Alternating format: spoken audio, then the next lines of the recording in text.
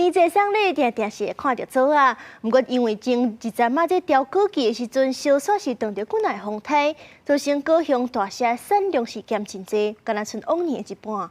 所以讲今年这做的介绍卖比去年加一倍。 一粒一粒对装顶挽落来，准备要再去装箱交予人客。高雄大社区原本2礼拜前应该爱大出的做啊，去年受风台影响，那一寡设施拢去予风甲掀起。做啊嘛，因为去予风扇过，科技吊箱配衫无水，粒头嘛无大。大社区农会讲，去年的风台予做啊产量减少5成。往年量基局啊会当收将近4000吨，今年敢若剩2000桶，拍卖介绍也比去年加一倍。去年平均单价差不多离个100多块，啊，今年以目前的平均单价差不多离200多块。就我手这个安尼，今年的斤两数差不多一斤差不多100至100，就差不多爱这个价钱，但是伫去年一斤差不多迄50块至60块就会当买到啊。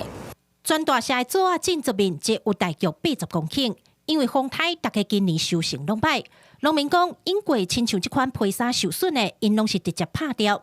不过今年因为板无做啊通卖，巷口是有偌济收偌济，有的人客若是较晚来订的嘛订外。啊，今年是有钱嘛，买袂到做啊嘛？较歹买袂到，因为今年的产量比较往年啊，减量差不多50%以上。